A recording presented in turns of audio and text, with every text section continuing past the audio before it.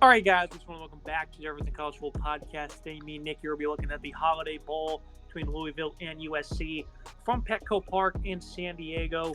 7-point favorites are the Cards on Fox, 8 p.m. Eastern Time, Wednesday, December 27th. Looking at these offenses, Nick, Louisville this season, we figured that they would be a pretty good team. With the collection of talent they were able to assemble here under the Brahms. Jack Plummer, pretty solid season. 3,000 passing yards, 21 touchdowns, but 12 interceptions. And, his performance against FSU was inexcusable. It was awful. 111 yards, completed 39% of his passes. We didn't think it could get any worse for him in this game. Did play a good defense, but, he single-handedly, I think, is why they lost this game. They only put up 6 points, had numerous opportunities to score. He's now playing a JV defense, but that was awful his last time out, Nick. He really did struggle in that game against Florida State. Florida State had no right to win that game without their quarterback. If they fought and they ended up winning, this defense was very strong for the Seminoles, we said all year, but Plummer just had an absolute disaster of a showing, and it was an uncharacteristic showing. For him, you and I are both high on Plummer. We thought, coming over from Cal, he would fit perfectly in this kind of air raid system that the Brahms were building. 63% comp rate, 3,000 yards. 21 touchdowns are nice, but the 12 picks is a problem. He was a turnover machine this year, and you really didn't expect that from a guy like Plummer. Disappointing if you're a Louisville fan, because I think, there was a lot of high hopes for this team, and they succeeded, right? They did win a lot of games this year. They definitely succeeded expectations with a 10-3 record in the regular season, but Plummer did not really reach those heights, and mostly it's due to the turnover bug that he caught, late in the season, where he was just struggling turning the ball over a whole lot. Yeah, just awful red zone execution by him. He does have a great group of receivers. Jamari Thrash appears to be playing in this game. 63 reps, 858 yards, 6 scores. By far leads the team in all those marks. Chris Bell, Kevin Coleman, Amari Huggins, Bruce all had 300-plus this year. And then Jimmy Callaway probably figures to see an uptick in production in this game. So they have a nice supporting cast. Jawar Jordan had a phenomenal year. We weren't sure how a running back like this would do in Brahms' system. But they were, very quick to the point of giving him the football. They didn't waver one bit. They kind of changed up their scheme a little bit, typically more than they typically do when it comes to giving touches to the backs. Isaac Garendo, though, from Wisconsin, he had a much better year than I thought he was. A power runner, 649 yards, 8 touchdowns, 6 yards per attempt. He's been getting the full load here, Nick. There's plenty of complementary weapons here, again, against a horrible defense. This is a team, without Jamar Jordan, obviously that adds a whole change to this offense. Like you said, they have a decent back there, leading the Chargers 649, 6 yards per carry, and 8 scores. They do have a nice receiving room. Jordan was used out of the backfield, so losing him is another problem for this offense. But this offense as a whole was scoring at a high rate, 30 points per game, 4.67 yards per attempt. They ran the ball a lot more than I think anyone would have figured. 6.26 yards per play, 6.26 yards per play, beg your pardon. Jamari Thrash, if he's playing, obviously that's a big get for Plummer. He's a really talented wide receiver, 858, 13.6, and 6 scores. Chris Bell, Kevin Coleman, Amari Huggins, Bruce are all very talented wide receivers. He has to work with. Jimmy Callaway is another good name on that list. So I think this is an offense that is very efficient. They tend to put up a lot of points. They were scoring a lot of points in the middle of the season, 56 against BC, 56 against, FCS Murray State, but they also were able to score 34, 31, 38, and 3 straight wins against Virginia Tech, Virginia, and Miami. So this team can score a lot of points, and when they're playing a defense that USC has, which is not a very good defense, they have a really nice opportunity to score a ton of points in this game. Yeah, and you look forward to the USC offense. Obviously, Caleb Williams not going to be playing in this game. Certainly going to change the dynamic a good bit. 5th leading pass catcher Mario Williams has transferred. Marshawn Lloyd opting out of this game for the draft. Austin Jones, 417 and 7 touchdowns. He's going to be the bell cow runner in this one. Miller Moss will be getting the go at quarterback. He's 23 of 32 this season, 300 yards and a touchdown. This USC offense, 42 points per game seems like an impressive mark, but the expectation for them with how bad their defense was, they had to score on every single possession, and if they didn't, things went bad. I mean, the collapse against Colorado was an embarrassment. Against Arizona, they're really held in check, and they're still managed to put up 43 in a couple of overtimes.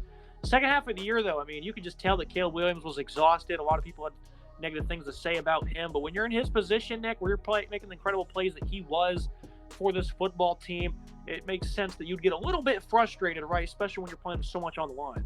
I certainly think, yeah, you can't blame Caleb Williams. He put his heart on the line for this team. I think, the media criticism is a little unfair for who should probably be the number one overall pick in this draft in April. Losing Williams is a big loss. Miller Moss has a huge shoes to fill here. He steps in, Moss, we don't have a whole lot of film on him at the collegiate level. Obviously have high school film on him. We'll have to see how he looks in this matchup.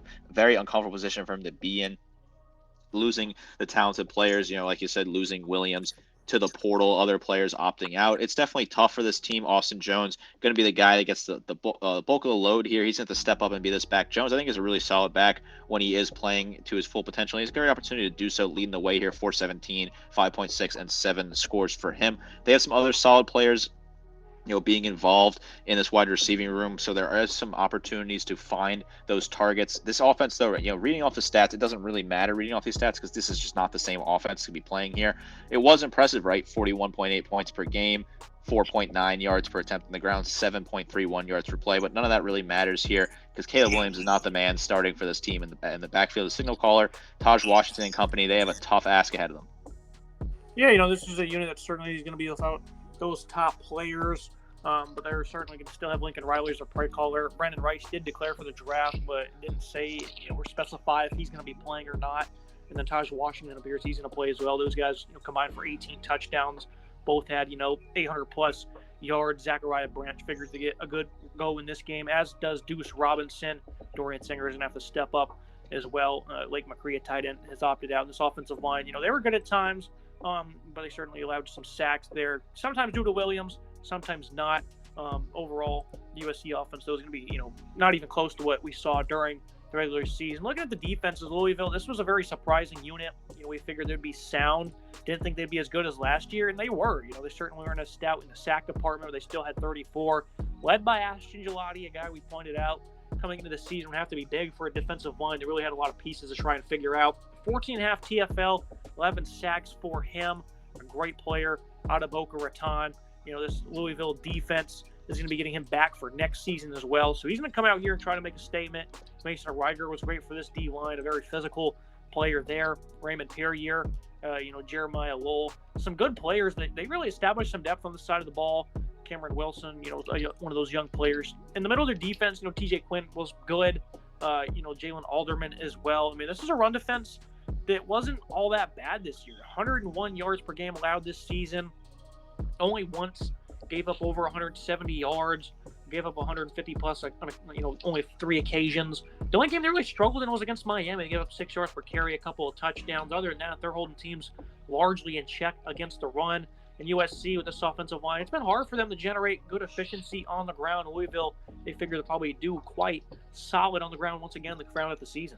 This is a fantastic defense against the run, 3.31 yards per attempt on the ground, 19.7 points per game, given up 5.10 yards per attempt. This is a defense that has some seriously nice players against the run. Like you said, Ashton Gelati is just a fantastic, huge piece in the middle. 45 total tackles, 14.5 tackles for loss, 11 sacks, good numbers. Mason Riger, when he's fully healthy, is a fantastic piece. 21 total tackles, 6 tackles for loss, 5 sacks for him. Good numbers there. There are some other players on this team that produce.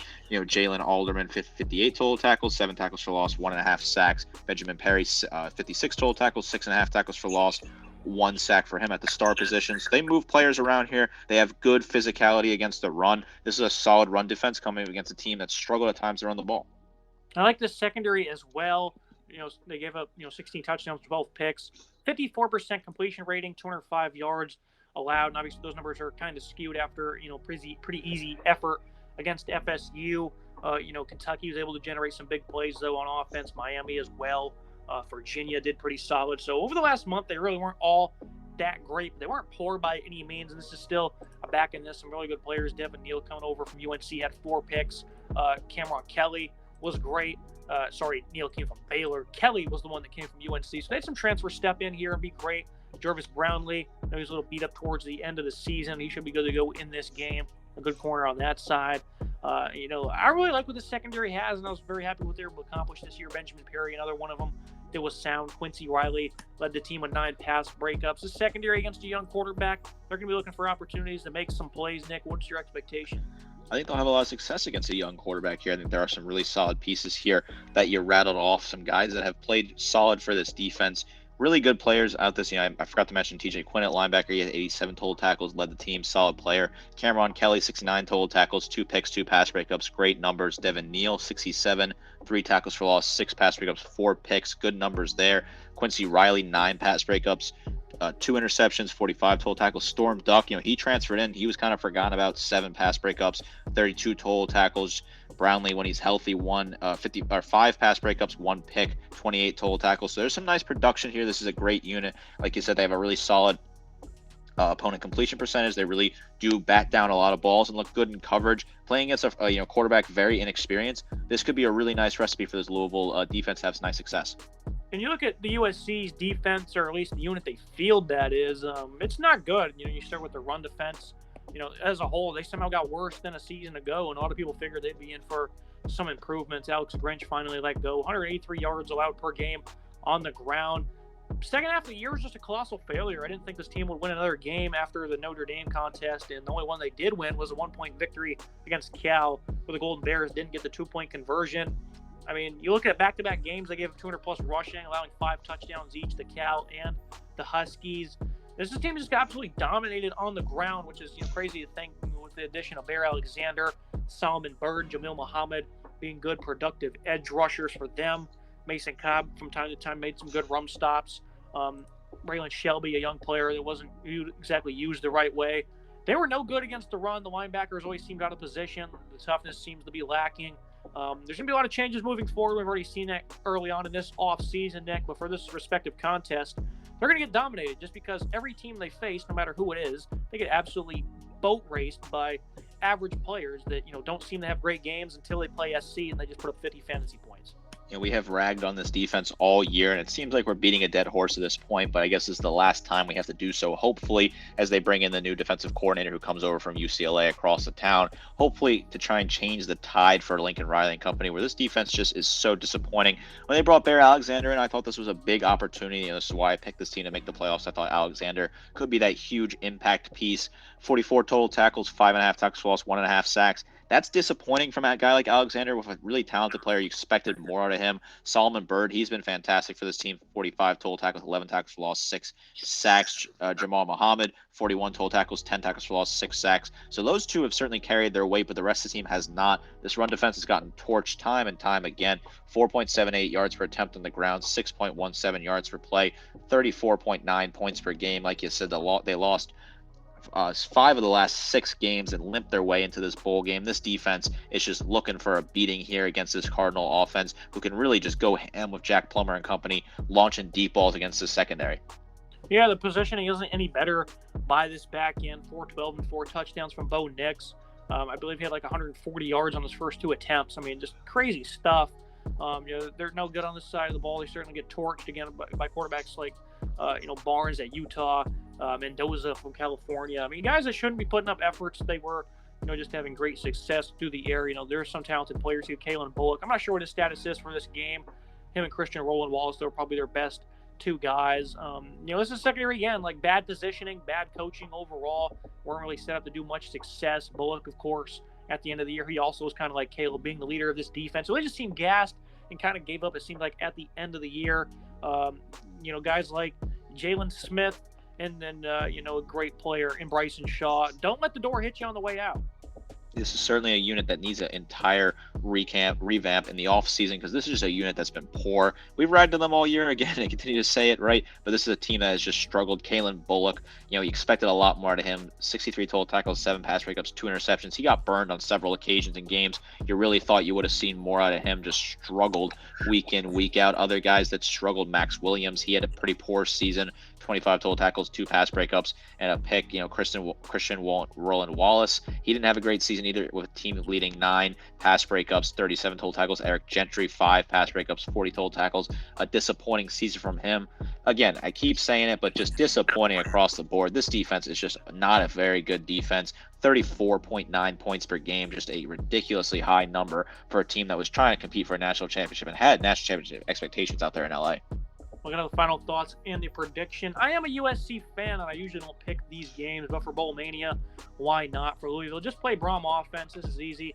No Caleb, big problem. They're going to lose big. 55-6 USC. They do have that slight home field advantage. Louisville has to come all the way over from Kentucky. USC quick drive down to San Diego. They're going to get hammered, 55-6, 75-6. Doesn't matter. Trojans won't put up a fight. They're going to get absolutely demolished.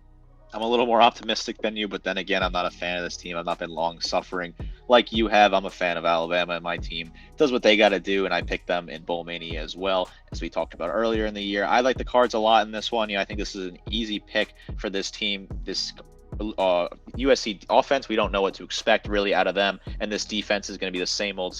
They lost 5 of their last 6, and the one win was a bad win against Cal, a Cal team that's limped into bowl season as well. I like the Cardinals to win this one. I think 35-14. The only reason why I'm a little hesitant, obviously, is because they struggled against a team like Florida State that just was missing their quarterback. But of course, that Florida State defense is, maybe 100 times better than this USC defense. I like the Cards in this one. You should be a good crowd for USC at Petco Park. The Holiday Bowl always shapes to be a fun one. Last year's Oregon and UNC matchup was pretty solid. Some other past Holiday Bowls have been pretty good. I like the Cardinals in this one, though. Should be a fun one to watch, certainly, if you just want to see two teams going at it, heading in different directions. It's also Fox's only bowl game, so we get to see Gus Johnson and Klatt one more time. Last year, we thought UNC would get steamrolled. They probably should have won that game and end up being one of the best of the postseason. So never know what can happen. Louisville big, though. USC should just close the doors at this point. That's going to be it for today's episode. Make sure you guys like, comment, subscribe. See you next time. Close the doors at this point.